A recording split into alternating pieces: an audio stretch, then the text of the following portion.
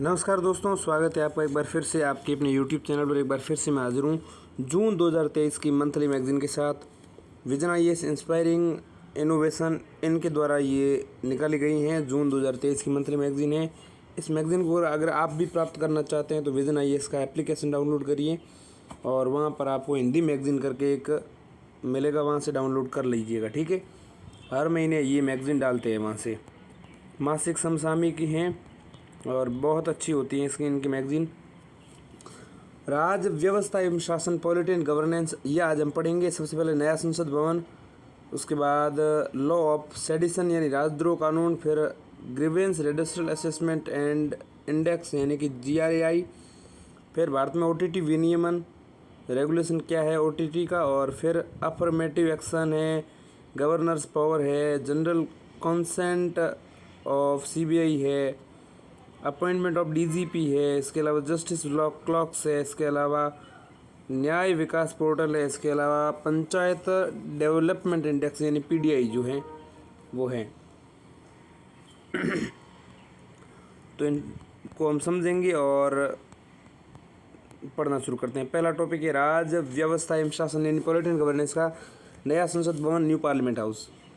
क्यों सुर्खियों में है आपको पता है। ये नया संसद बना इसलिए सुर्खियों में। हाल ही में देश के नए संसद भवन का उद्घाटन किया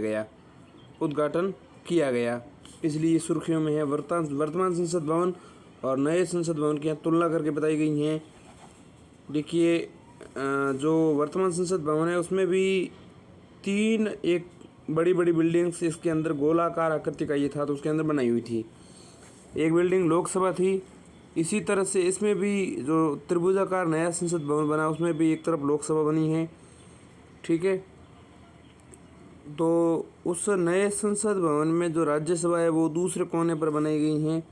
वहाँ पर राज्यसभा भी उसी तरह से एक तरफ थी, ठीक। और सेंटर में था पुराने संसद भवन में या वर्तमान संसद भवन जिसको हम कह सकते हैं। पुराने संसद भवन में जो सेंट्रल हॉल था वो संयुक्त सत्र के लिए था। यहाँ पर सेंट्रल में बनाया गया है कॉन्स्टिट्यूशन हॉल नए संसद भवन में, ठीक है। सेंटर में कॉन्स्टिट्यूशन हॉल बनाया है और सेंट्रल लाउंज जो बनाया है वो तीसरे कोने पर बनाया है। एक कोने पर लोकसभा, एक कोने पर जो है राज्यसभा और एक कोने पर सेंट्रल लाउंज बना है। ये तो इसकी आकृति की बात, इसके बारे में समझते हैं। देखिएगा, इस भवन का निर्माण सेंट्रल विस्टा हाउस विकास योजना या सेंट्रल विस्टा विकास योजना या सेंट्रल विस्टा पुनर्विकास योजना इसको कहते हैं। विकास पुनर्विकास जो भी कहिए, सेंट्रल विस्टा विकास पुनर्विकास योजना के तहत इस नए संसद भवन का निर्माण किया गया। यह एक अवसंरचना निवेश परियोजना है। इसमें अनेक परियोजनाओं को शामिल किया गया है। सेंट्रल विस्टा योजना जो है 1931 में शुरू की गई थी। इस योजना में राष्ट्रपति भवन है, नॉर्थ और साउथ ब्लॉक है, संसद भवन है, अभिलेख कार्यालय है, इंडिया गेट है, इसके अलावा राजपथ जिसको हम कर्तव्य पथ भी कहते हैं, इनके दोनों और नागरिक उद्यान का विकास भी इसी सेंट्रल विस्टा योजना के तहत किया गया जो 1931 में शुरू की गई। ज्ञातव्य है कि अभिलेख कार्यालय रिकॉर्ड ऑफिस को बाद में जो है राष्ट्रीय अभिलेखागार यानी कि नेशनल आर्काइव्स का नाम दिया गया।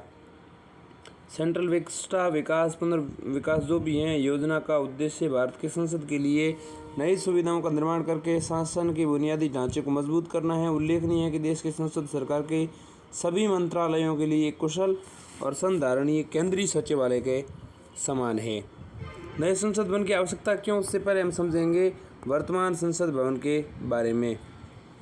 भारत का वर्तमान संसद भवन औपनिवेशिक युग की एक इमारत है। ब्रिटिश काल में ये बनी थी। ब्रिटिश वास्तुकार सर एडविन लुटियंस और हर्बर्ट बेकर द्वारा डिज़ाइन किया गया। हर्बर्ट बेकर द्वारा इस भवन के निर्माण में 6 वर्ष 1921 से 1927 लगे थे। इस भवन में इंपीरियल लेजिस्लेटिव काउंसिल कार्य करती थी। वर्तमान संसद भवन का आकार जो है गोल है, ठीक है। नए वाला का त्रिभुजाकार है।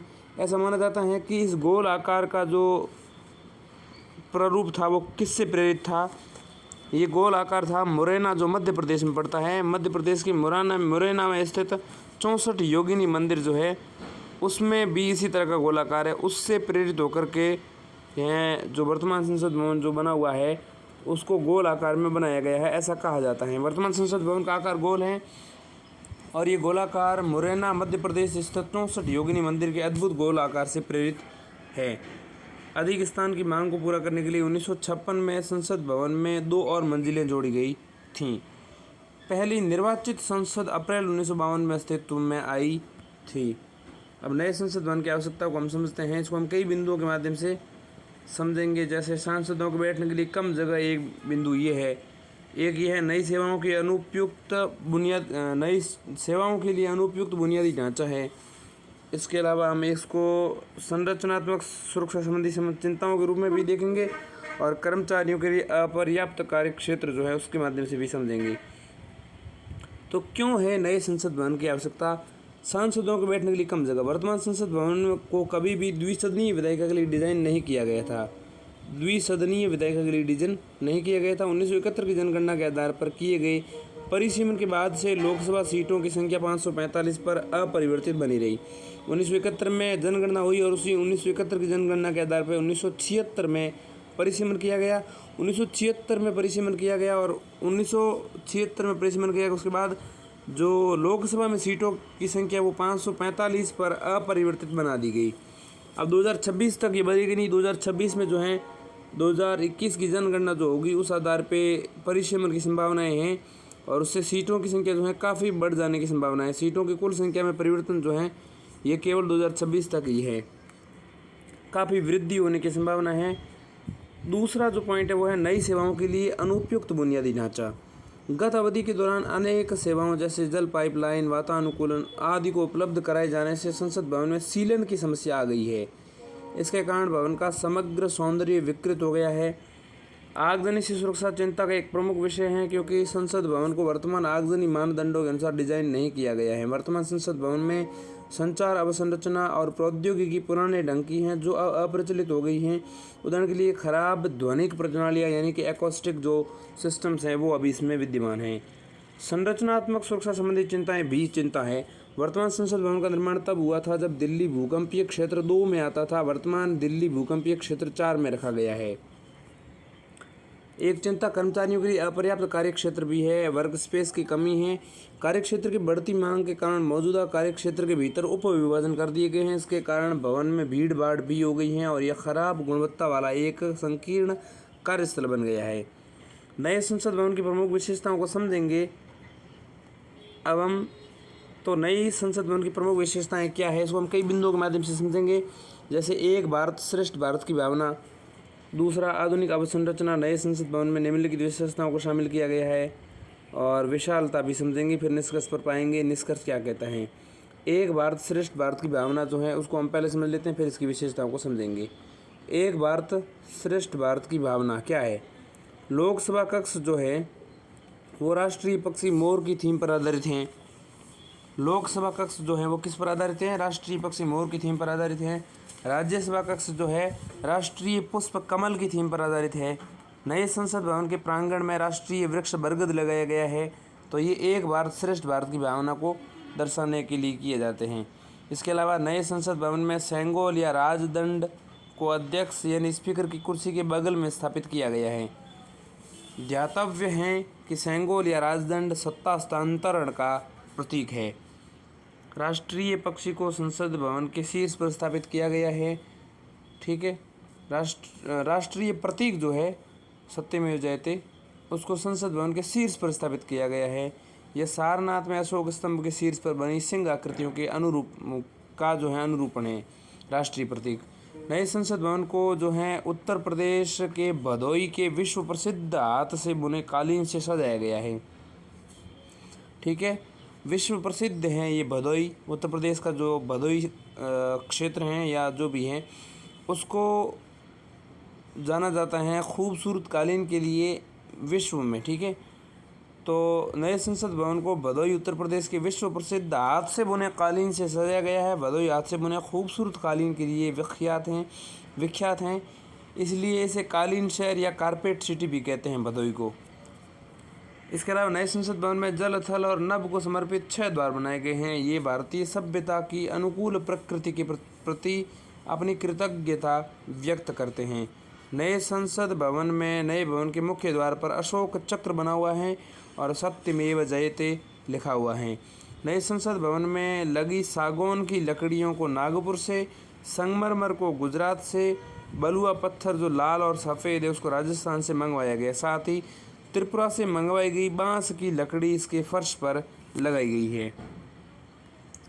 अब देखिए इसकी हम अगर बात करें विशेषताओं की, तो सबसे पहला जैसे मैंने बताया, एक भारत श्रेष्ठ भारत।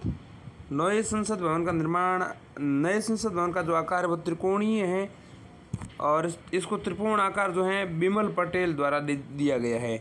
बिमल पटेल कौन है? पद्मश्री वास्तुकार है ये, पद्मश्री से सम्मानित वास्तुकार हैं। एक भारत श्रेष्ठ भारत की भावना, नए संसद भवन का आकार त्रिकोणीय है। इसे पद्मश्री वास्तुकार बिमल पटेल द्वारा डिजाइन किया गया है। यह डिजाइन भारत की सांस्कृतिक विविधता से प्रेरित है। इसे अगले 150 वर्षों की ज़रूरतों को पूरा करने के लिए डिज़ाइन किया गया है। आधुनिक अवसंरचना भी इसकी एक विशेषता है। नए संसद भवन में निम्नलिखित आधुनिक अवसंरचनाओं को शामिल किया गया है। निम्नलिखित विशेषताएं हैं, ध्यान दीजिएगा। जैसे कार्यस्थल के बेहतर प्रबंधन के लिए भूकंप रोधी तंत्र का निर्माण, ये इसकी विशेषता है अवसंरचना में। सदस्यों के लिए सुरक्षा सुनिश्चित करना, दूसरी इसकी अवसंरचनात्मक सुरक्षा है। तीसरी, पर्यावरण अनुकूल हरित परिवेश का निर्माण करना। चौथी, बिजली की खपत को 30% तक कम करना। पाँचवा, नया स्मार्ट संसद भवन पूरी तरह से पेपरलेस होगा। नए संसद भवन की कुल सीटिंग क्षमता पुराने संसद भवन की तुलना में 150% से भी अधिक है। इसका आशय है कि सांसदों के लिए लोकसभा में सदन जो है 888 सीटें होंगी, राज्यसभा में 384 और संयुक्त अधिवेशन में 1272 सीटें होंगी। 384 राज्यसभा और 888 लोकसभा को जोड़ के देखिए 1272 संयुक्त अधिवेशन की संख्या मिल जाएगी। तो ऐसे में क्या निष्कर्ष निकाला जा सकता है नए संसद भवन को लेकर के? तो निष्कर्ष ये है कि इस नए संसद भवन के रूप में स्वतंत्र भारत को अपना स्वयं का संसद भवन प्राप्त हुआ है। इसने लोकतांत्रिक संस्थाओं को मजबूत करते हुए देश को आगे बढ़ाते हुए एक नया आदर्श प्रस्तुत किया है। नवनिर्मित संसद भवन केवल एक भवन नहीं बल्कि 140 करोड़ भारतवासियों की आकांक्षाओं और सपनों का प्रतिबिंब भी है। यह भवन नए और पुराने के सह अस्तित्व के लिए भी एक आदर्श है। साथ ही ये भवन विकसित भारत के संकल्प को भी पूरा करेगा। तो ये था नया संसद भवन। दूसरा जो टॉपिक है वो है राजद्रोह कानून, लॉ ऑफ सेडिशन। ये सुर्खियों में क्यों है कानून सेडिशन, लॉ ऑफ सेडिशन जो है? तो राजद्रोह कानून क्यों सुर्खियों में है, ध्यान दीजिएगा। हाल ही में 22वें विधि आयोग ने राजद्रोह कानून के उपयोग पर अपनी 279वीं रिपोर्ट जारी की है। इस 279वीं रिपोर्ट में राजद्रोह कानून के बारे में 22वें विधि आयोग ने क्या कहा? 22वें विधि आयोग ने 279वीं रिपोर्ट जारी की राजद्रोह के कानून के उपयोग पर। इस रिपोर्ट में उसने राजद्रोह कानून को बनाए रखने की सिफारिश की है। अब राजद्रोह कानून क्या है सबसे पहले ये समझेंगे, ठीक, और फिर इसकी आलोचना क्यों होती है राजद्रोह कानून की उसको भी समझेंगे। देखिए, भारतीय दंड संहिता IPC जो है, इंडियन पीनल कोड, उसकी धारा 124A में राजद्रोह को परिभाषित किया गया है। 124A इसमें निम्नलिखित माध्यमों से भारत में कानूनी तौर पर स्थापित सरकार के प्रति घृणा या अवमानना अथवा उत्तेजना पैदा करने के प्रयास को राजद्रोह माना गया है। चाहे वो मौखिक या लिखित शब्दों द्वारा हो, संकेतों के माध्यम से हो या दृश्य रूप में या अन्य तरीकों से हो, वो राजद्रोह माना जाता है। ठीक है, क्या? कानूनी तौर पर स्थापित सरकार के प्रति घृणा या अवमानना या उत्तेजना पैदा करने का प्रयास। क्यों होती इसकी आलोचना वो समझते देखिए, वर्षों से हो रही है राजद्रोह कानून की आलोचना, उस पर एक नज़र डालते हैं। इसको कई बिंदुओं के माध्यम से समझेंगे। जैसे व्यक्तिपरक परिभाषा के रूप में देखें तो श्रेया सिंगलवाद 2015 में सुप्रीम कोर्ट ने क्या कहा वो समझेंगे। फिर असहमति जताने पर इसका प्रतिकूल कार्रवाई का डर रहता है, इसलिए इससे आलोचना होती है, वो भी समझेंगे। दोष सिद्धि की निम्न दर जो है वो भी एक बिंदु है इसका। दुरुपयोग का आरोप भी लगता है और अन्य कानूनों का अस्तित्व भी है, तो इसका उपयोग क्यों किया जाए। इसके अलावा अन्य देशों में निरस्त हो चुका है, इसलिए भी इसकी आलोचना होती है। ध्यान दीजिएगा। व्यक्तिपरक परिभाषा पहला बिंदु है श्रेया सिंगलवाद 2015। श्रेया सिंगल 2015 का जो वाद है उसमें सुप्रीम कोर्ट ने व्यक्तिपरक परिभाषा में क्या कहा कि अस्पष्ट और व्यापक धाराएं असंवैधानिक घोषित होंगी, इसलिए उन्हें अभिव्यक्ति की स्वतंत्रता पर उचित प्रतिबंध नहीं माना जा सकता। दूसरा है असहमति जताने पर प्रतिकूल कार्रवाई का डर। राजद्रोह का आरोप लगाए जाने के डर से लोग अपनी राय व्यक्त करने और वैध आलोचना करने से डरते हैं। इससे अपनी आवाज़ को दबाने की प्रवृत्ति यानी सेल्फ सेंसरशिप में वृद्धि हो सकती है। तो राजद्रोह का कानून जो है लोगों को ये डराने में मतलब इसलिए आलोचना की जाती है क्योंकि ये लोगों को डराता है, इसलिए इसकी आलोचना की जाती है। इसके अलावा दोष सिद्धि की न्यूनतम दरें मतलब है कि धारा 124A के तहत दायर मामलों में सज़ा की दर में पिछले कुछ वर्षों में 3 से 33% के बीच उतार चढ़ाव आया है। साथ ही 2020 में अदालत में ऐसे विचाराधीन मामले 95% के उच्चतम स्तर पर पहुंच गए थे। इस प्रकार दुर्भाग्यवश इस कानून के तहत मामला दर्ज करना ही एक सज़ा बन सकता है।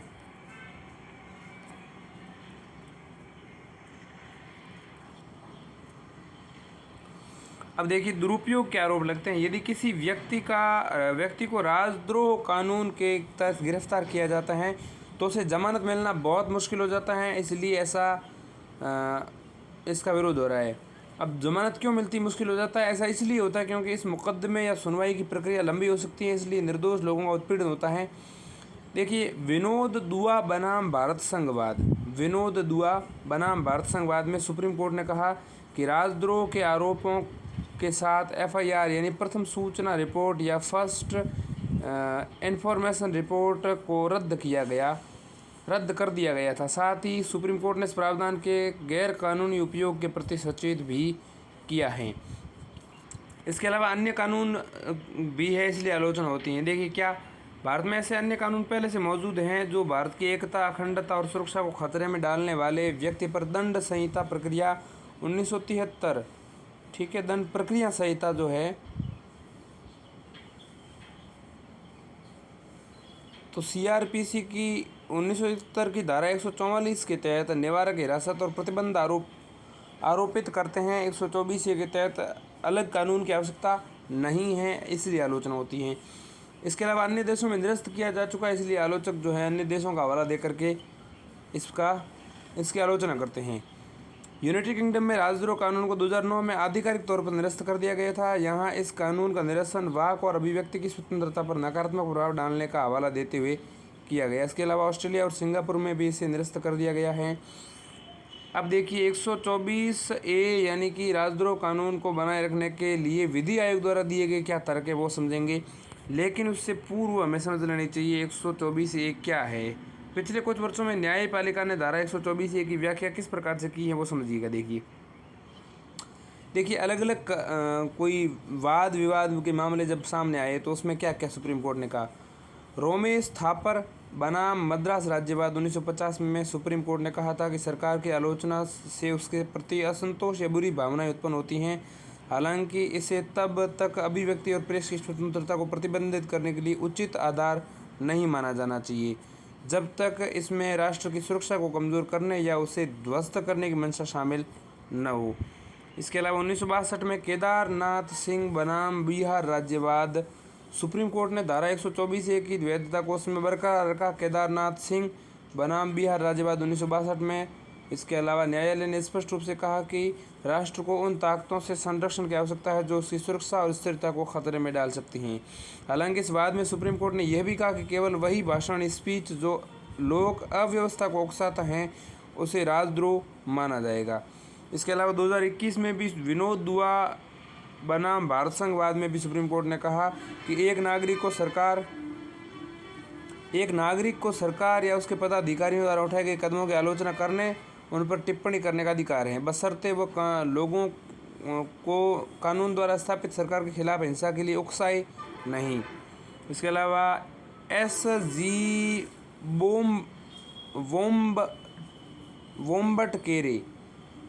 वोम्बटकेरे बनाम भारत संघवाद 2023 में सुप्रीम कोर्ट ने सभी राज्य सरकारों और केंद्र सरकार को धारा 124A के तहत दर्ज किए गए आरोप से संबंधित सभी लंबित सुनवाइयों, अपीलों, कार्रवाइयों को स्थगित करने का निर्देश दिया था।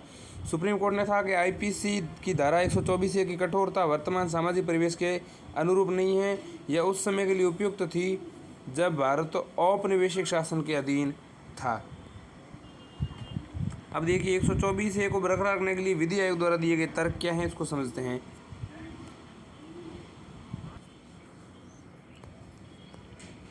धारा धारा 124A को बरकरार रखने के लिए विधि आयोग द्वारा दिए गए तर्क।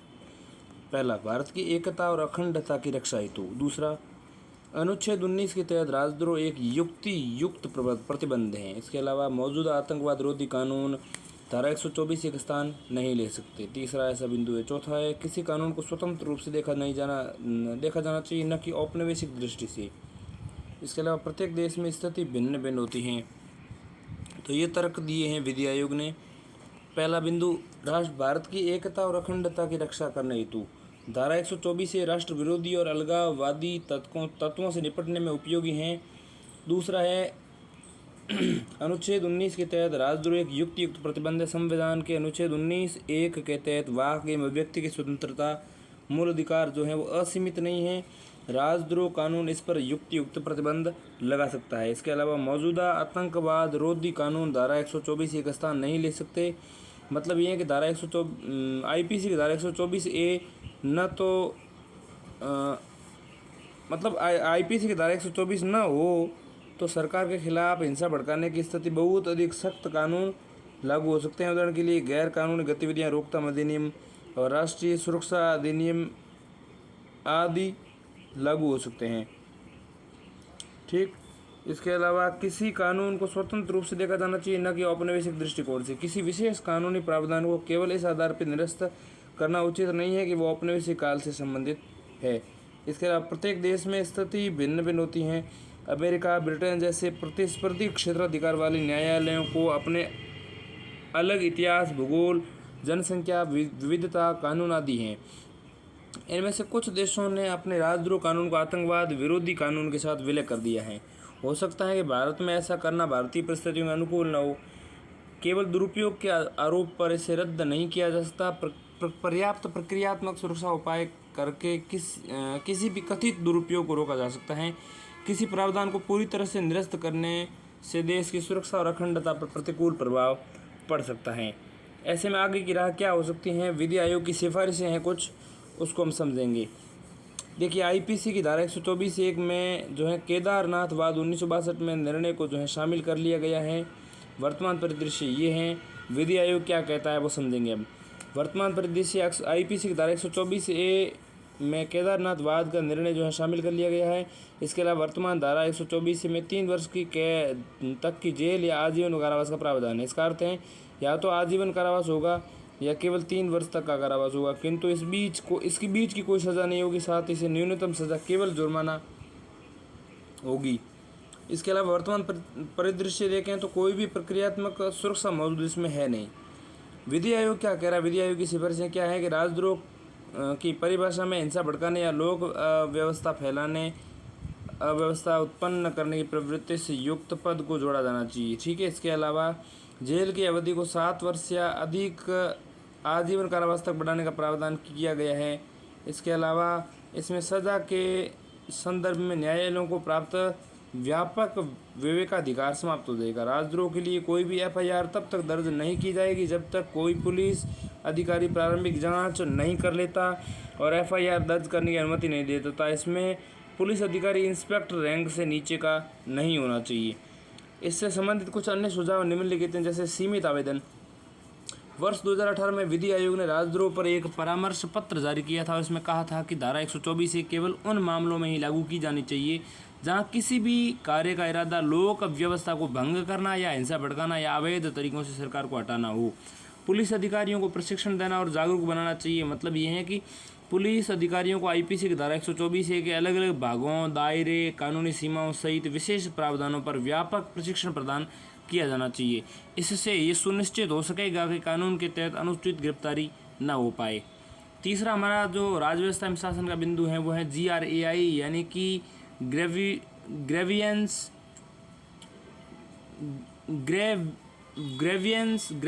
रेड्रेसल असेसमेंट एंड इंडेक्स, यानी शिकायत निवारण आकलन और सूचकांक। सुर्खियों में क्यों है? हाल ही में केंद्रीय कार्मिक, लोक शिकायत और पेंशन राज्य मंत्री ने 2022 के लिए शिकायत निवारण आकलन और सूचकांक GRAI की शुरुआत की है। और ये शुरुआत किसने की है? राज्य मंत्री ने की है। केंद्रीय कार्मिक और लोक शिकायत और पेंशन राज्य मंत्री 2022 में अपनी शिकायत निवारण आकलन और सूचकांक की शुरुआत करते हैं।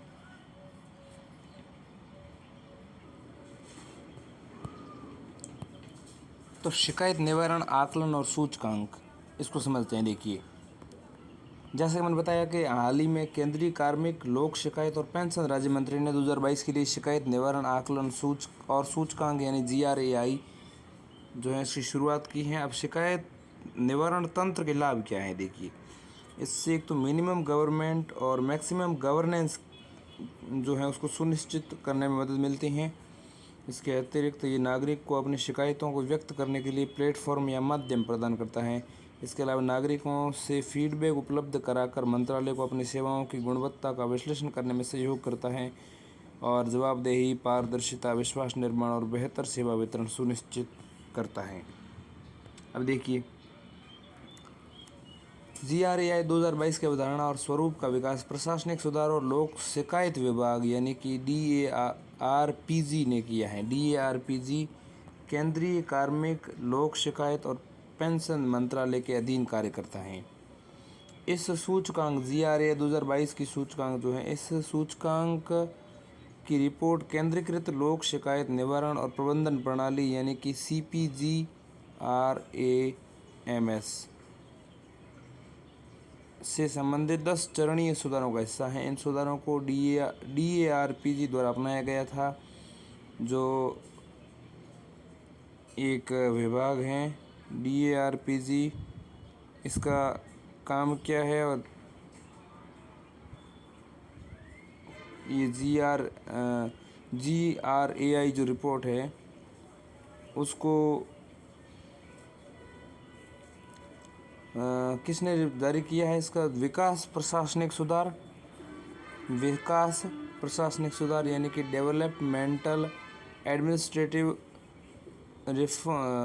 रिफॉर्म और लोक शिकायत विभाग यानी कि पब्लिक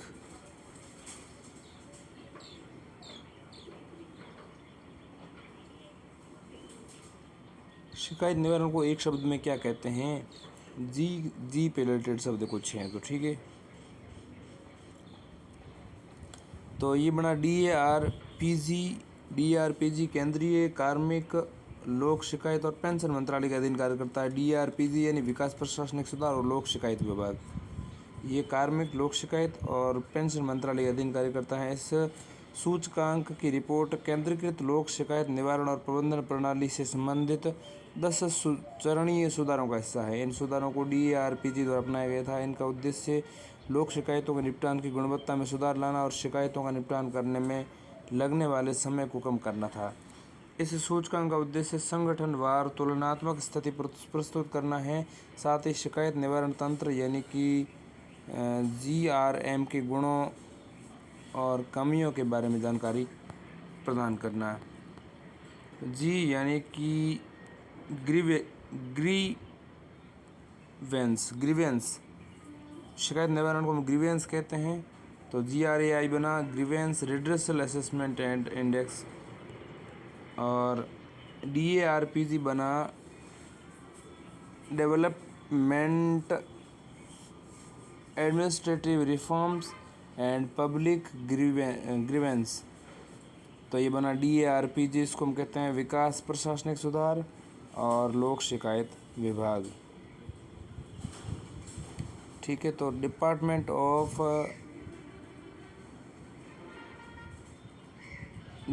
ऑफ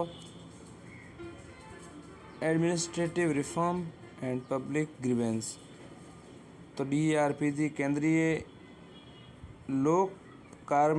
कार्मिक और लोक शिकायत विभाग लोक शिकायत और पेंशन मंत्रालय के अधीन कार्य करता है। ये मंत्रालय के अधीन काम करता है, ये विभाग हैं। DARPG एक विभाग हैं और केंद्रीय कार्मिक लोक शिकायत और पेंशन मंत्रालय जो है उसके अधीन ये काम करता है। इस सूचकांक की रिपोर्ट केंद्रीकृत लोक शिकायत निवारण और प्रबंधन प्रणाली CPGRAMS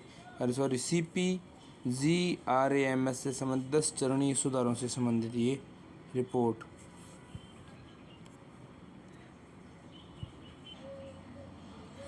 इस सूचकांक की रिपोर्ट केंद्रीकृत लोक शिकायत निवारण और प्रबंधन प्रणाली, केंद्रीकृत लोक शिकायत निवारण, centralised public grievance resolution and management system, तो CPGRAMS, तो CPG राम्स से संबंधित 10 चरणीय सुधारों का हिस्सा। इन सुधारों को DARPG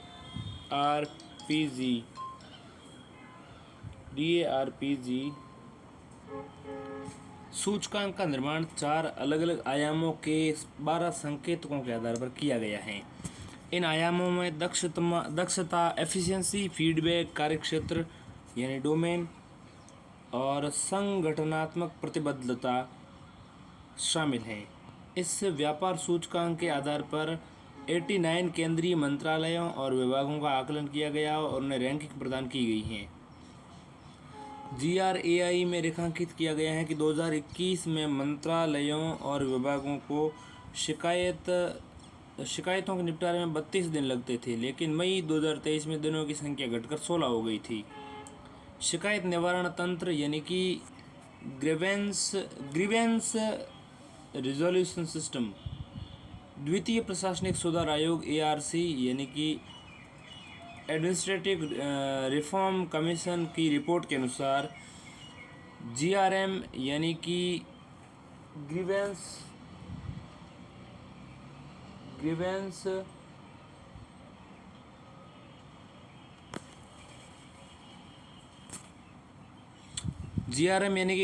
रिजोल्यूशन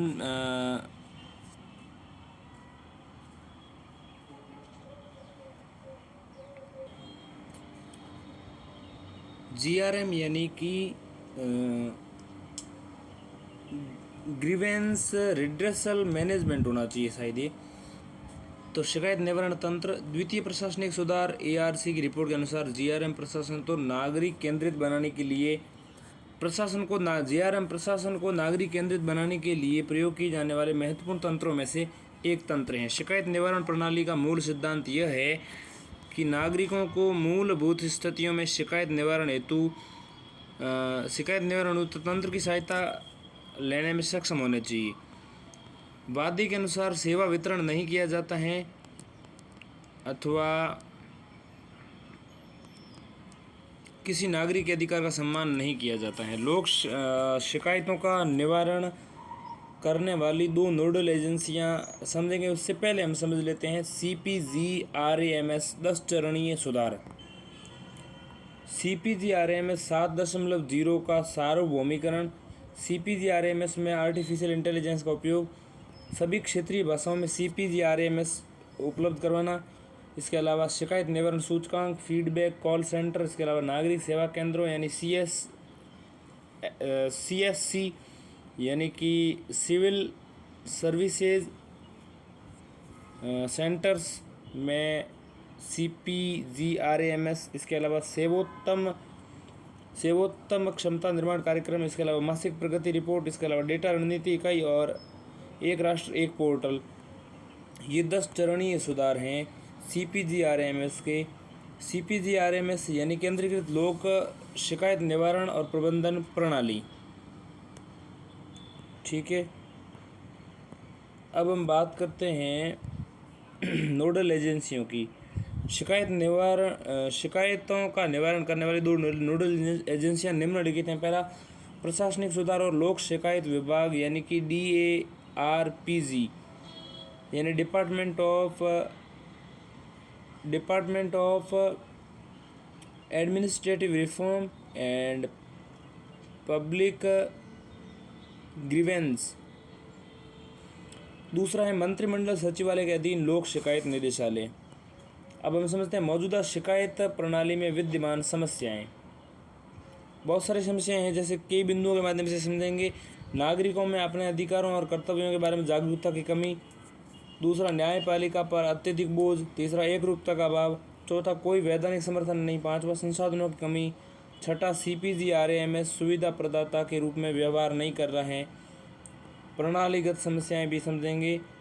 फिर आवश्यक मजबूत करने के लिए आवश्यक उपायों को भी समझेंगे। पहले विद्यमान समस्याएं देख लेते हैं।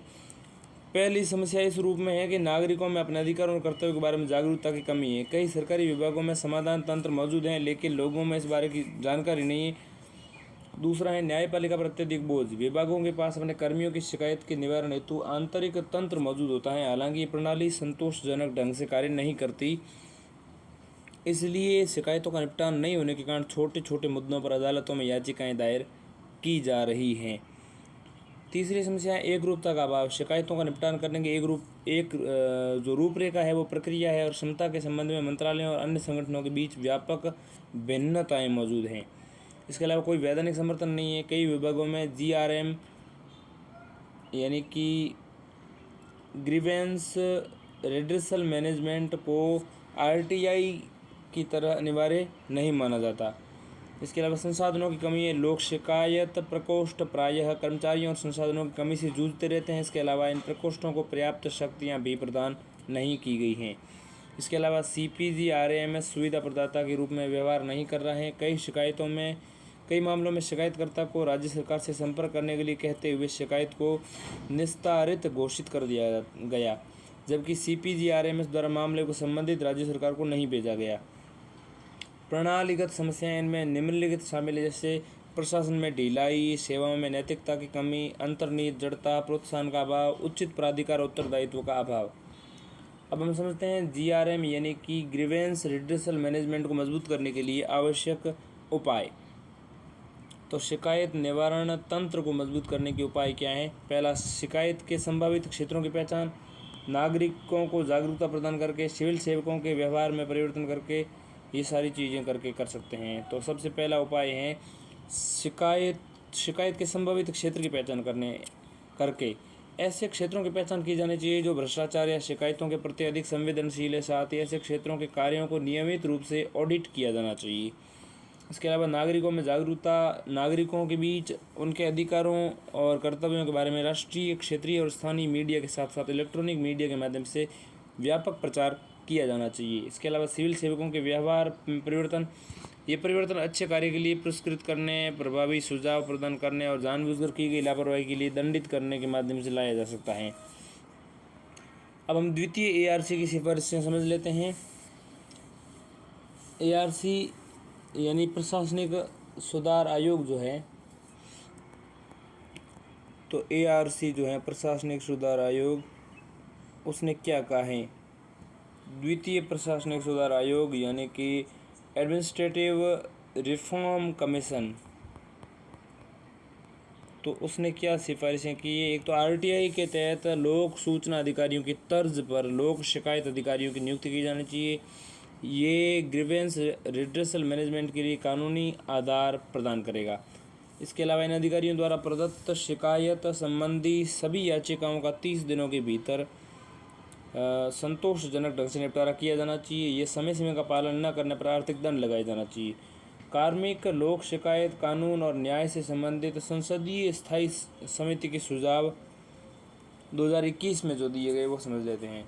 CPG RAMS द्वारा सुविधा प्रदाता की भूमिका निभाई जानी चाहिए। साथ ही ये भी ध्यान रखना चाहिए कि इससे संघवाद की प्रकृति प्रतिकूल रूप से प्रभावित न हो।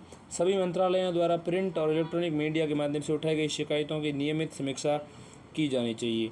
निष्कर्ष ये है कि शिकायत निवारण तंत्र यानी कि ग्रीवेंस रिड्रेसल मैनेजमेंट किसी भी प्रशासन की मशीनरी का अभिन्न अंग होता है। कोई भी प्रशासन तब तक जवाबदेह, उत्तरदायी और उपयोगकर्ता के प्रति अनुकूल होने का दावा नहीं कर सकता जब तक उसने एक कुशल एवं प्रभावी शिकायत निवारण तंत्र स्थापित नहीं किया हो। अगला टॉपिक है हमारा भारत में OTT विनियमन। OTT क्या है इसको समझेंगे और OTT विनियमन क्या समझेंगे। उससे पहले हमने पिछले वाले में जो ये नागरिक केंद्रित प्रशासन है इसको समझ लेते हैं। द्वितीय प्रशासनिक सुधार ARC की रिपोर्ट के अनुसार सुशासन और नागरिक केंद्रित प्रशासन की अवधारणाएं आपस में गहराई से जुड़ी हुई हैं। GRM के अलावा अन्य तंत्र जिन्हें प्रशासन को नागरिक केंद्रित बनाने के लिए उपयोग किया जा सकता है वे हैं उपयुक्त आधुनिक प्रौद्योगिकी को अपनाना, सूचना का अधिकार, नागरिक चार्टर, सेवाओं का स्वतंत्र मूल्यांकन, नागरिकों की सक्रिय भागीदारी आदि। नागरिक केंद्रित प्रशासन सुनिश्चित करने के लिए द्वितीय ARC यानी कि एडमिनिस्ट्रेटिव रिफॉर्म कमीशन की सिफारिशें क्या क्या हैं? उनकी सिफारिशें हैं नागरिक चार्टर को प्रभावी बनाना, एक ही उपाय सभी के लिए लागू नहीं हो सकता, one size does not fit all. दूसरा, सिविल सोसाइटी को शामिल करते हुए व्यापक परामर्श करना। तीसरा, डिफ़ॉल्ट के मामले में निवारण तंत्र। चौथा, नागरिक चार्टरों का आवधिक मूल्यांकन। पांचवा, परिणामों के लिए अधिकारियों को जवाबदेह ठहराना। उपभोक्ता संरक्षण, लोक अदालतें कई उपभोक्ता विवादों को निपटाने में कारगर साबित होंगी। प्रशासन में नागरिकों की भागीदारी, नागरिकों के नियमित फीडबैक और सर्वेक्षण। एक नागरिकों की रिपोर्ट कार्ड, नागरिकों से सुझाव प्राप्त करने के लिए एक उपयुक्त तंत्र की आवश्यकता, जैसे सरल सुझाव बॉक्स। नागरिक समूहों के साथ साथ समय पर परामर्श आदि। मजबूत सामाजिक लेखा परीक्षा मानदंड आदि स्थापित करने से। अब हम अगले टॉपिक की ओर बढ़ रहे हैं और वो है भारत में OTT विनियमन, OTT रेगुलेशन इन इंडिया। हाल ही में डिजिटल प्रकाशक कंटेंट शिकायत परिषद यानी कि DPCGC, इसने IT विनियमन नियमावली 2021 के आधार पर OTT पर दंडात्मक कार्रवाई की सिफारिश की है। IT नियमावली 2021 से तात्पर्य मध्यवर्ती दिशा निर्देश और डिजिटल मीडिया संचार आचार संहिता 2021 से हैं। OTT यानी ओवर द टॉप प्लेटफॉर्म क्या है? OTT over the top platform ऐसी सेवाएं हैं जो दर्शकों को सीधे इंटरनेट के माध्यम से फिल्मों, टीवी कार्यक्रम, अन्य मीडिया कंटेंट तक पहुंच प्रदान करती हैं। OTT यानी ओवर द टॉप, इनमें केबल या सैटेलाइट का उपयोग नहीं किया जाता। भारत में OTT के दर्शकों की संख्या 43 मिलियन है। ऐसा अनुमान है कि 2023 के अंत तक ये संख्या 50 मिलियन तक बढ़ सकती है। साथ ही मोबाइल प्रसारण में होने वाली वृद्धि से नए कंटेंट के निर्माण को अत्यधिक प्रोत्साहन मिलेगा। भारत की विनियामकीय भाषा में OTT प्लेटफॉर्म्स को ऑनलाइन क्यूरेटेड कंटेंट का प्रकाशक कहा जाता है। ऑनलाइन क्यूरेटेड कंटेंट यानी ऑडियो वीडियो कंटेंट होता है। इसमें दर्शकों की मांग पर उपलब्ध कराया जाता है, जैसे फिल्में, वेब सीरीज़, पॉडकास्ट आदि। ये कंटेंट OTT प्लेटफॉर्म्स द्वारा सब्सक्रिप्शन के माध्यम से उपलब्ध कराया जाता है, लेकिन ये केवल सब्सक्रिप्शन तक ही सीमित नहीं होता है। ऑन डिमांड यानी मांग पर का तात्पर्य है ऐसी प्रणाली से जहां उपयोगकर्ता अपने द्वारा चुने गए समय पर इलेक्ट्रॉनिक रूप से किसी भी कंटेंट तक पहुंचने में सक्षम होते हैं। इसका प्रसारण कंप्यूटर या मोबाइल पर होता है और इसे उपयोगकर्ता द्वारा स्वयं चुना जाता है। OTT विनियमन के लिए तंत्र समझेंगे, उसके बाद हम OTT विनियमन के लिए वर्तमान तंत्र को समझ लेते हैं। OTT विनियमन के लिए 3 स्तरीय तंत्र हैं, जैसे प्रकाशकों द्वारा स्व विनियमन पहला स्तर, दूसरा स्तर प्रकाशकों की स्व विनियमित संस्थाओं द्वारा स्व विनियमन, तीसरा केंद्र सरकार द्वारा निरीक्षण तंत्र। तो ये 3 तंत्र हैं, प्रकाशकों द्वारा स्वयं विनियमन, प्रकाशकों द्वारा स्व विनियमित संस्थाओं द्वारा स्व विनियमन, इसके अलावा तीसरा केंद्र सरकार द्वारा निरीक्षण तंत्र। अब वर्तमान तंत्र की बात करें तो मौजूदा कानून OTT प्लेटफॉर्म्स पर प्रसारित होने वाले कंटेंट पर निम्नलिखित कानून लागू होते हैं, जैसे सूचना प्रौद्योगिकी अधिनियम 2000, भारतीय दंड संहिता 1861 और इसके अलावा स्त्री अशिष्ट रूपण प्रतिषेध अधिनियम 1986। अब देखिए नया IT नियम 2021 क्या कहता है। सरकार ने सूचना प्रौद्योगिकी अधिनियम 2000 की धारा 87(2) के तहत सूचना प्रौद्योगिकी नियमावली 2021 जारी की है, जो मध्यवर्ती दिशा निर्देश और डिजिटल मीडिया आचार संहिता पर है। इसके प्रमुख प्रावधानों में निम्नलिखित प्रावधान है 2021 की इस धारा में क्या है। उपयुक्त नियमों के द्वारा सूचना एवं प्रसारण यानी कि इंफॉर्मेशन एंड प्रसारण को क्या कहते हैं, टेलीकास्टिंग कहते हैं। तो INB क्यों लिखा है, सूचना प्रसारण मंत्रालय INB OTT और अन्य प्लेटफॉर्म्स पर प्रसारित कंटेंट को विनियमित करेगा, सूचना और प्रसारण मंत्रालय, ठीक है। इसके अलावा ऑनलाइन समाचार OTT प्लेटफॉर्म्स और डिजिटल मीडिया के माध्यम से आचार संहिता, यह आचार संहिता OTT प्लेटफॉर्म्स, ऑनलाइन समाचार और डिजिटल मीडिया संस्थानों द्वारा अनुपालन किए जाने वाले दिशा निर्देशों को निर्धारित करेगी। कंटेंट का स्व वर्गीकरण, OTT प्लेटफॉर्म्स के कंटेंट को 5 आयु आधारित श्रेणियों में स्व वर्गीकृत किया जाएगा, जैसे यूनिवर्सल, इसके अलावा UA7+, UA13+, UA16+ और A वयस्क। तो यूनिवर्सल मतलब सबके लिए मौजूद होगा। A7+ यानी 7 वर्ष से ऊपर की आयु के लिए सभी बच्चों के लिए जो भी हैं उसमें सभी के लिए मौजूद होगा। UA13+ में 13 से ऊपर के सभी के लिए प्लस मौजूद होगा और UA16+ यानी 16+ के लिए सबके मौजूद होगा और A सिर्फ वयस्कों के लिए मौजूद होगा। तो देखिए पेरेंटल लॉक प्लेटफॉर्म्स को UA13+ और उससे उच्च श्रेणी के रूप में वर्गीकृत कंटेंट के लिए पेरेंटल लॉक लागू करना होगा। साथ ही ए के रूप में वर्गीकृत कंटेंट के लिए उचित या विश्वसनीय आयु सत्यापन तंत्र विकसित करना होगा। सह विनियमन दृष्टिकोण OTT विनियमन के लिए भारत के दृष्टिकोण को हल्के फुल्के सह विनियमन मॉडल के रूप में माना जा सकता है। इसमें उद्योग स्तर पर स्व विनियमन और मंत्रालय स्तर पर मुख्य निगरानी तंत्र शामिल हैं। शिकायत निवारण तंत्र नियमों के तहत स्व विनियमन के अलग अलग स्तरों के साथ एक 3 स्तरीय शिकायत निवारण तंत्र भी स्थापित किया गया है। शिकायत निवारण अधिकारी प्रकाशक को भारत के एक शिकायत निवारण अधिकारी को नियुक्त करना होगा। इस अधिकारी का कर्तव्य होगा कि वह प्राप्त शिकायतों का निवारण करें। स्व विनियमित संस्था प्रकाशकों की एक या एक से अधिक स्व विनियामकीय संस्थाएं हो सकती हैं। ऐसी संस्थाओं की अध्यक्षता सुप्रीम कोर्ट या हाई कोर्ट की कोई सेवानिवृत्त न्यायाधीश अथवा एक स्वतंत्र प्रतिष्ठित व्यक्ति करेगा। साथ ही इसमें 6 से ज़्यादा सदस्य शामिल नहीं हो सकते। निगरानी तंत्र INB मंत्रालय यानी सूचना और प्रसारण मंत्रालय द्वारा एक निगरानी तंत्र विकसित किया जाएगा और ये तंत्र जो है शिकायतों की सुनवाई के लिए एक अंतर विभागीय समिति की स्थापना करेगा।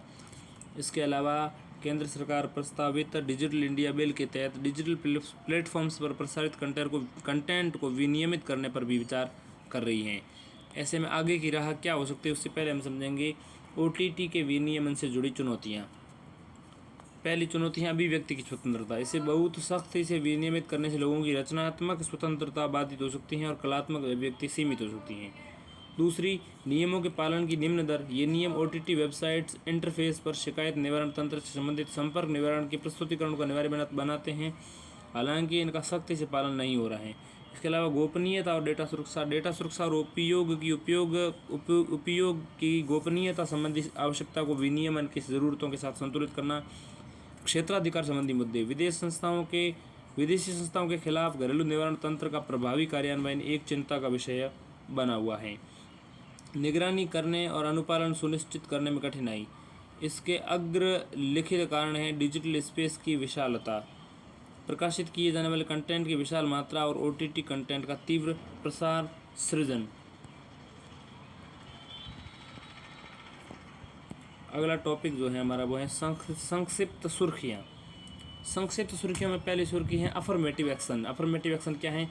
संयुक्त राज्य अमेरिका की सुप्रीम कोर्ट ने कॉलेजों में प्रवेश के लिए नस्ल आधारित अफर्मेटिव एक्शन को सीमित कर दिया है।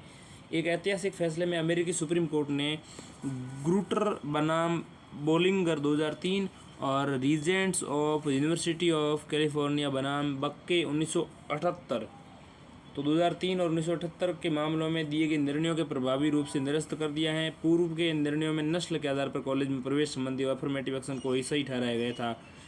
अफर्मेटिव एक्शन से तात्पर्य सकारात्मक कार्रवाई या पक्षपात से है। इसे अमेरिका में कुछ विशेष पहचान वाले व्यक्तियों के खिलाफ पक्षपात के ऐतिहासिक प्रतिरूप से निपटने के लिए उपयोग में लाया गया था। उच्चतर शिक्षा के मामले में इस विकल्प का संबंध प्रवेश प्रक्रिया से है।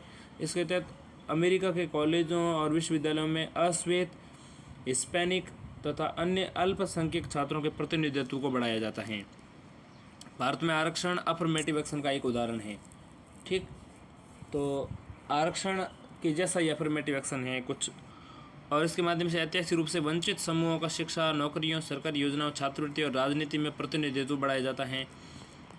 तो फिर अफर्मेटिव एक्शन को जो है सीमित कर दिया है संयुक्त राज्य अमेरिका की सुप्रीम कोर्ट ने, यानी आरक्षण को सीमित कर दिया एक तरीके से समझ लीजिए। भारत और अमेरिका में अफर्मेटिव एक्शन की तुलना करें अगर, तो भारत एक तरफ है और एक तरफ अफर्मेटिव एक्शन संयुक्त राज्य अमेरिका का है। इनके उद्देश्य, उनकी उत्पत्ति, इनका कोटा कैसे है वो समझते हैं। अभी देखिए भारत में अफर्मेटिव एक्शन को हम आरक्षण कहते हैं। अनुसूचित जाति, अनुसूचित जनजाति यानी SC/ST कहे जाने वाले निम्न समाज के निम्न वर्ग का उत्थान करना इसका उद्देश्य है। जबकि क्षमा कीजिएगा, मतलब अफर्मेटिव एक्शन जो संयुक्त राज्य अमेरिका का है वो समाज के उन समूहों के समान अवसर प्रदान करते हैं जिन्हें ऐतिहासिक रूप से नस्ल, लिंग, लैंगिक रुझान, दिव्यांगता के आधार पर भेदभाव किया गया है। उत्पत्ति देखें दोनों की तो भारत में जो जिसको आरक्षण कहते हैं वो अनुच्छेद 15 और अनुच्छेद 16 के मौलिक अधिकारों के रूप में शामिल किया गया है। ठीक, 15(4) और 16(4) इनके माध्यम से शामिल किया गया है। जबकि अफर्मेटिव एक्शन के रूप में अमेरिका में 1964 के सिविल राइट्स एक्शन में शामिल किया गया है ये इसको। और यह अधिनियम अलग अलग आधारों पर भेदभाव पर प्रतिबंध लगाता है। कोटा देखें तो भारत के जो आरक्षण हैं वो अन्य पिछड़ा वर्ग हैं, नियोजन और शिक्षा दोनों क्षेत्रों में अन्य पिछड़ा वर्ग SC/ST के लिए अधिकतम 50% आरक्षण इंदिरा साहनीवाद निर्णय में सुप्रीम कोर्ट ने कहा कि 50% अधिकतम हो सकता है, वो निर्धारित किया गया है। ठीक है, अमेरिका में देश के अलग अलग राज्यों और संस्थानों में इसे विविध तरीक़ों से लागू किया गया है। अफर्मेटिव एक्शन का स्तर निश्चित नहीं है। दूसरा जो सुर्खी है वो है राज्यपाल की शक्ति, गवर्नर्स पावर। तमिलनाडु के राज्यपाल ने मंत्रियों के विभागों में फेरबदल करने और राज्य सरकारों के अनुरोध को अस्वीकार कर दिया है। तमिलनाडु के जो राज्यपाल ने हैं उन्होंने मंत्रियों के विभागों में फेरबदल करने के राज्य सरकार के अनुरोध को क्या कर दिया है, अस्वीकार कर दिया है। संविधान के अनुच्छेद 164(1) के अनुसार मुख्यमंत्री की नियुक्ति राज्यपाल द्वारा की जाएगी और अन्य मंत्रियों की नियुक्ति राज्यपाल द्वारा मुख्यमंत्री की सलाह पर की जाएगी। हालांकि राज्यों की शिकायत रही है कि राज्यपाल की कई कार्रवाइयाँ उनके प्रशासन में हस्तक्षेप जैसी हैं और ये संघवाद की अवधारणा के खिलाफ हैं। राज्यपाल राज्य कार्यपालिका का प्रमुख होता है और ये केंद्र सरकार के एजेंट के रूप में कार्य करता है। उसके पास निम्नलिखित शक्तियाँ होती हैं: कार्यकारी शक्ति, न्यायिक शक्ति, विधायी शक्ति। कार्यकारी क्षमता वह राज्य के मुख्यमंत्री और उसकी मंत्रिपरिषद की नियुक्ति करता है, कार्यकारी शक्ति। दूसरी न्यायिक शक्ति वह कानूनों के तहत दी गई सजाओं के संबंध में क्षमा यानी पार्डन, परिहार यानी रिमिट और लघुकरण यानी कि कम्यूट की शक्ति का प्रयोग कर सकता है। विधायी शक्ति है तो वह आपातकाल की स्थिति में अध्यादेश जारी कर सकता है, विधायी शक्ति भी है उसके पास। राज्यपाल द्वारा शक्तियों के दुरुपयोग के कई अन्य मामले भी देखने को मिलते हैं। इन सब में से कुछ मामले निम्नलिखित जैसे राज्यपाल की राजनीतिक पृष्ठभूमि उनकी कार्यवाहियों को कथित रूप से पक्षपातपूर्ण बनाती हैं। निर्वाचित सरकार और नियुक्त सरकार के बीच समन्वय का अभाव देखने को मिलता है। अनुच्छेद 200 के तहत राज्यपाल द्वारा विधायिका द्वारा पारित विधेयकों बार बार राष्ट्रपति के लिए विचारार्थ आरक्षित रखते हैं। इस कारण राज्यपाल और सरकार के बीच अविश्वास पैदा होता है। राज्यपाल राज्य विधायिका द्वारा पारित विधेयकों पर अपनी सहमति देने में देरी करते हैं। राज्यपाल राज्य सरकार द्वारा विविध पदों पर नियुक्त किए गए नामों की सिफारिशों को भी अस्वीकार कर देता है। इसके अलावा राज्यपाल और राज्य सरकारों के बीच संबंधों को बेहतर बनाने के लिए पूर्व में गठित कई समितियों आयोगों ने अपने सुझाव दिए हैं।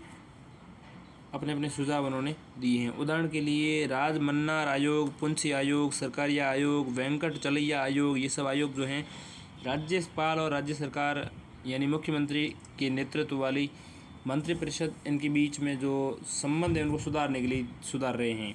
तो राजमन्नार आयोग, पुंछी आयोग, सरकारिया आयोग और वेंकट चलैया आयोग। CBI की सामान्य सहमति, अगली सुर्खी क्या है? CBI की सामान्य सहमति, जनरल कॉन्सेंट ऑफ CBI। तो जनरल कॉन्सेंट क्या है CBI की? तमिलनाडु सरकार ने राज्य के मामलों की जांच करने के लिए CBI को दी गई सहमति जनरल कॉन्सेंट को वापस ले लिया है तमिलनाडु सरकार ने। केंद्रीय अन्वेषण ब्यूरो यानी central bureau of investigation, Delhi विशेष पुलिस स्थापना अधिनियम 1964 यानी कि DSP, Delhi special police establishment act 1946 यानी DSPE अधिनियम 1946 से शक्तियाँ प्राप्त करता है। CBI जो हैं वो शक्तियाँ प्राप्त करता है इस दिल्ली विशेष पुलिस स्थापना अधिनियम 1946 से अपनी शक्तियाँ प्राप्त करता है CBI। इस अधिनियम के तहत CBI को किसी राज्य में जांच के लिए संबंधित राज्य सरकार से पूर्व अनुमति लेनी पड़ती है। राज्य सरकार द्वारा CBI को दी गई सहमति या सामान्य या केस विशिष्ट हो सकती हैं। सहमति राज्य सरकार जो दे वो सामान्य सहमति भी हो सकती है और केस विशिष्ट सहमति भी हो सकती हैं। आमतौर पर राज्य सरकार द्वारा अपने राज्यों में केंद्र सरकार के कर्मचारियों के खिलाफ भ्रष्टाचार के मामलों की निर्बाध जांच करने के लिए CBI की मदद लेने के लिए सामान्य सहमति दी जाती है। सामान्य सहमति वास्तव में स्वतः सहमति होती हैं। हाल ही में कुछ राज्यों ने CBI को दी गई सामान्य सहमति वापस ले ली हैं। इनमें पश्चिम बंगाल, मिजोरम, पंजाब जैसे राज्य शामिल हैं। अब सबसे पहले ये समझते हैं सामान्य सहमति से जुड़े अपवाद। सुप्रीम कोर्ट व हाई कोर्ट राज्य की सहमति के बिना भी CBI को देश में कहीं भी अपराध की जांच करने के लिए आदेश दे सकते हैं, सुप्रीम कोर्ट और हाई कोर्ट। इसके अलावा उन मामलों में जहां कोई व्यक्ति रिश्वत लेते रंगे हाथों पकड़ा गया है वहां जांच के लिए सामान्य सहमति संबंधी प्रावधान लागू नहीं होते हैं। अब देखिए केस विशिष्ट सहमति क्या। केस विशिष्ट सहमति के मामले में CBI ने हर मामले में जांच आरंभ करने से पहले राज्य सरकार को आवेदन करना होता है। इसके अलावा यदि वो विशिष्ट सहमति नहीं दी जाती है तो सीबीआई अधिकारियों के पास संबंधित राज्य में प्रवेश करने पर पुलिस की शक्ति प्राप्त नहीं होती है। सामान्य सहमति को वापस लेने से उन मामलों पर कोई प्रभाव नहीं पड़ता है जिनकी जांच पहले से ही चल रही हो। अगला है पुलिस महानिदेशक की नियुक्ति यानी appointment of DGP, director general of police महानिदेशक। पंजाब विधानसभा ने पंजाब पुलिस संशोधन विधेयक 2023 पारित किया है। यह विधेयक पुलिस महानिदेशक डीजीपी की चयन की प्रक्रिया में संशोधन करता, साथ ही स्वयं राज्य सरकार द्वारा उसकी नियुक्ति किए जाने का मार्ग प्रशस्त करता है। ठीक है, पंजाब सरकार ने पुलिस संशोधन विधेयक 2023 पारित किया है। राज्य सरकार ने ये तर्क देकर विधेयक को उचित ठहराया है कि लोक व्यवस्था और पुलिस संविधान की 7वीं अनुसूची में राज्य सूची के विषय हैं। ठीक है, तो लोक व्यवस्था और पुलिस जो है ये संविधान की 7वीं अनुसूची में राज्य सूची के विषय हैं। राज्य सरकार ने ये तर्क ठहराया है। इस विधेयक में मामले में पंजाब पुलिस अधिनियम 2007 में संशोधन किया जाएगा, 2023 में पारित किया है। इसके पीछे मंशा ये है कि डीजीपी के पद पर नियुक्ति के लिए यूपीएससी द्वारा तैयार पैनल में से चुनने की आवश्यकता को दरकिनार किया जा सके। यह राज्य सरकार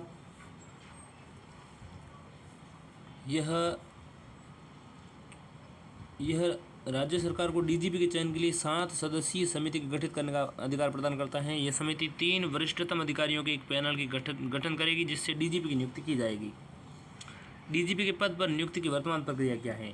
डीजीपी की नियुक्ति प्रकाश सिंह बनाम भारत संघवाद 2006 के मामले में सुप्रीम कोर्ट द्वारा पुलिस सदरों पर दिए गए निर्देशों के आधार पर की जाती हैं।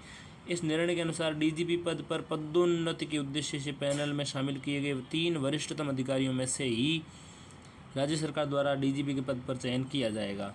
ठीक है, इसमें तबादलों और पोस्टिंग की निगरानी के लिए राज्यों में पुलिस स्थापना बोर्ड के गठन की भी सिफारिश की गई हैं।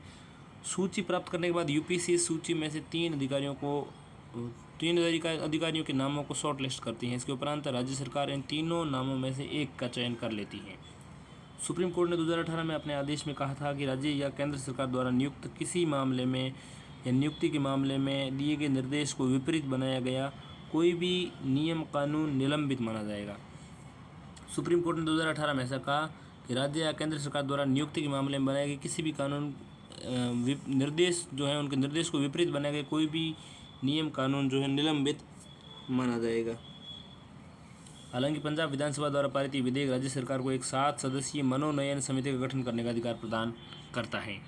अगला है जस्टिस क्लॉक्स क्या है? ये इलेक्ट्रॉनिक साइनेज सिस्टम है। इसे उच्च न्यायालय के न्यायालय परिसरों में स्थापित किया गया है। यह पहले हितधारकों को न्यायालय से संबंधित प्रमुख मानदंडों के बारे में जानकारी प्रदान करेगी। इसके अलावा यह न्यायालय से संबंधित डेटा के बारे में पर्याप्त सूचना प्रदान करके लोगों को जागरूक करने का भी कार्य करेगी जस्टिस क्लॉक्स। अगला सुर्खी है न्याय विकास पोर्टल। केंद्रीय कानून और न्याय मंत्रालय ने एक न्याय विकास पोर्टल बनाया है। यह पोर्टल जिलों और अधीनस्थ न्यायालयों के लिए जिला न्यायालय और अधीनस्थ न्यायालय के लिए बुनियादी सुविधाओं का विकास नामक एक केंद्र प्रायोजित योजना यानी कि सेंटर प्रायोजित योजना CSS के कार्यान्वयन की निगरानी करेगा।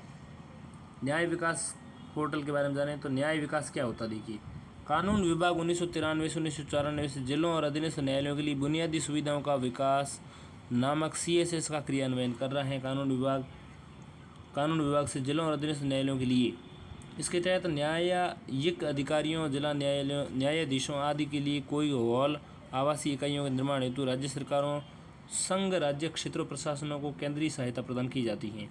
वित्त पोषण पूर्वोत्तर और हिमालय राज्यों 90-10 के अनुपात में, केंद्र शासित प्रदेशों को 100% और शेष राज्यों के लिए 60 से 40% के अनुपात में वित्त पोषण की बात की गई है। अगली सुर्खी पंचायत विकास सूचकांक।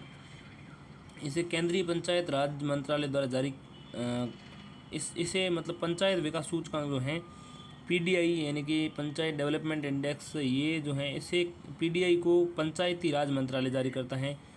ये सूचकांक पंचायतों द्वारा प्राप्त अंकों के माध्यम से पंचायतों की प्रगति की निगरानी और उनका मूल्यांकन करने के लिए मैट्रिक्स प्रदान करता है। ये स्कोर के आधार पर पंचायतों को रैंकिंग प्रदान करता है और साथ ही 4 श्रेणियों में वर्गीकृत करता है। श्रेणी A 75 से 90, श्रेणी B 60 से 75, श्रेणी सी 40 से 60 और डी 40 से कम वाले शामिल हैं। तो इस प्रकार हमने ये पहला टॉपिक पढ़ा। दूसरा है अंतर्राष्ट्रीय संबंध, इंटरनेशनल रिलेशंस इसको हम बाद में करेंगे।